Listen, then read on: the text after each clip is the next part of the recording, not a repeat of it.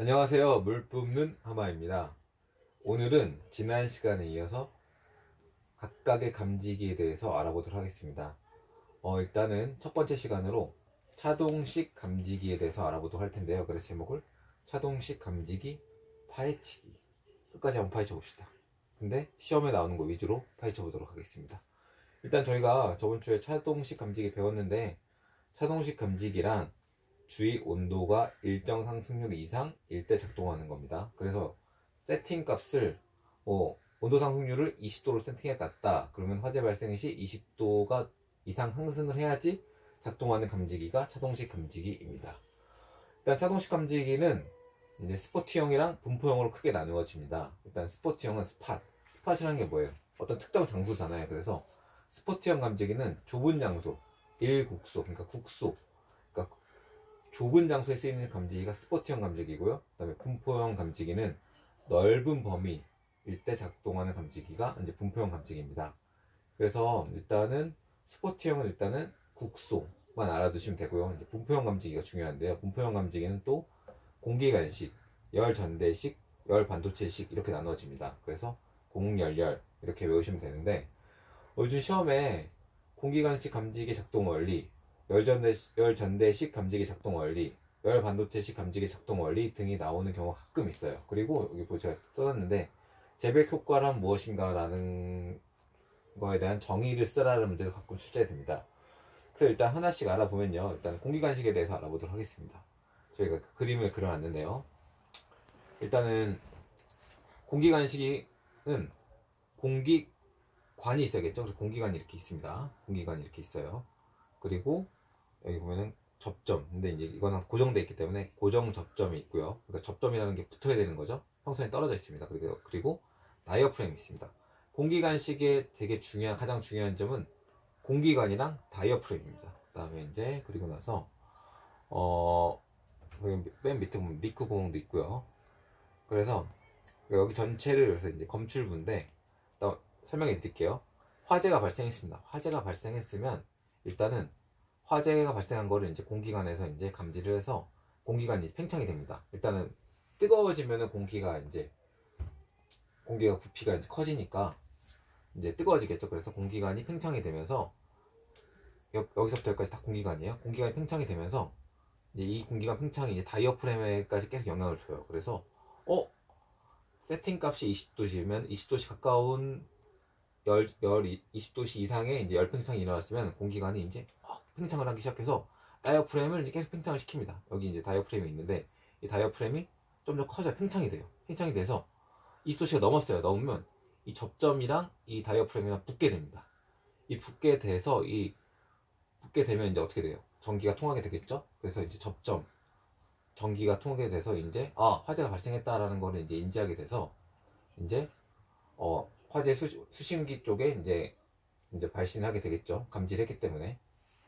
그리고 나서 두 번째는 이제 열전대식인데, 열전대식은 제가 또 그림을 그려놨는데, 보면 이렇게 열전대부라는 게 있어요. 열전대부. 일단은 순서 설명해 드리면, 화재가 발생하면은 열전대부에서 재백효과라는 게 일어납니다. 재백효과라는 게 일어나서 여기 보면 코일에 이제 전류가 흐르게 됩니다. 재백효과를 통해서 열전대부에서 재백효과가 일어나서 이제 코일에 전류가 흐르게 돼서 그 다음에 자기력이 발생해서 이 접점, 여기 처음에 이제 접점이 이제 처음에는 이제 스위치가 떨어져 있는데 이 접점이 붙게 됩니다. 붙어서 이제 다시 화재가 발생했다는 신호를 발신을 하게 되는데, 일단은 아마 이 순서대로 쓰면은 이제 시험에서 맞을 건데, 그렇죠. 이해를 해야겠죠. 그래서 이제 일단은 열 전대부에서 재백 효과라는 게 일어나는데, 재백 효과가 뭐냐면요, 이거 그려놨습니다.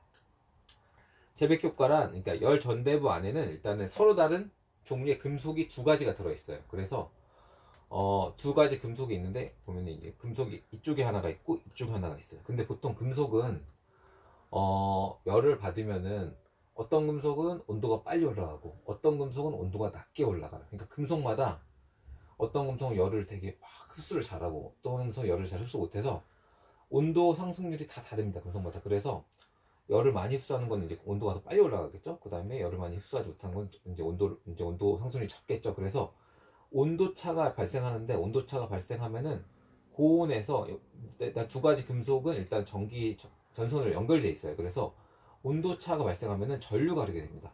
그래서 고온에서 보통 저온으로 전류가 흐르게 된다. 이게 바로 재백 효과입니다. 그래서 재백 효과를 쓰라는 문제가 나오면은 이게 시험에 자주 나오는데, 서로 다른 두 종류의 금속을 전선으로 연결해서 열을 가했을 때 온도 상승률이 다른 두 금속의 그 온도차를 이용해서 고온에서 저온으로 전류가 흐른다. 이게 바로 재백 효과입니다. 그래서 이 재백 효과에 의해서 이제 코일에 전류를 흐르게 하고요. 이 코일에 전류가 흐르면 자력이 발생해서 이제 이 사이에 자력이 발생해서 이제 이 스위치가 닫혀져서 이제 전기가 흐르게 되겠죠. 그래서 이제 화재가 발생했다는 이제 그 감지된 그 신호를 발신하게 됩니다. 이게 바로 열 전대식입니다. 그리고 마지막으로 열 반도체식이 있는데요. 열 반도체식은 간단합니다. 열 전대부 안에 뭐가 들어있다고 그랬죠? 온도 상승률이 다른 두 가지 종류의 금속이 있다고 했는데, 열 반도체식은 금속이 아니라 반도체 소자가 들어가 있는 거예요. 이게 바로 열 반도체식입니다. 그래서 열 반도체식에 대해서 쓰라 문제가 자주 출제되는 건 아닌데, 혹시 쓰라 문제가 나오면은 열 전대부 안에 금속이 들어있는 게 아니라 반도체 소자가 들어있다. 그래서 반도체 소자가 들어있어서 똑같이 재백 효과, 온도 상승률이 다르겠죠. 반도체 소자 역시. 그래서 고온에서 저온으로 전류가 흐르게 돼서 코일에 전류를 흐르게 해서 자력, 그 다음에 접점, 그래서 발신이 이루어진다. 이렇게 설명하면 됩니다. 일단 이렇게 차동식 감지기에 대해서 간단하게 알아봤는데요. 이 정도만 알면은 시험을 푸는데 전혀 문제가 없습니다. 정리하면요. 공기관식은 일단은 차동식은 스포트형이랑 분포형으로 나누어지고요. 스포트형은 좁은 장소, 일국수, 그다음에 분포형은 넓은 범위. 그러니까 분포형이니까 더 비싸요. 넓은 범위니까. 근데 분포형은 공기관식, 열전대식, 열반도체식으로 나눠지고요. 공기관식은 화재가 났을 때 공기관이 팽창돼서 이제 다이어프램을 팽창시켜서 접점을 이루게 해서 이제 화재의 신호를 발신하는 게 이제 공기관식이고요. 그다음에 열전대식은 말씀드렸지만 열전대부가 있는데, 열전대부 안에는 서로 다른 종류의 금속이 있다. 근데 이 두 가지 금속은 온도 상승률이 다르다.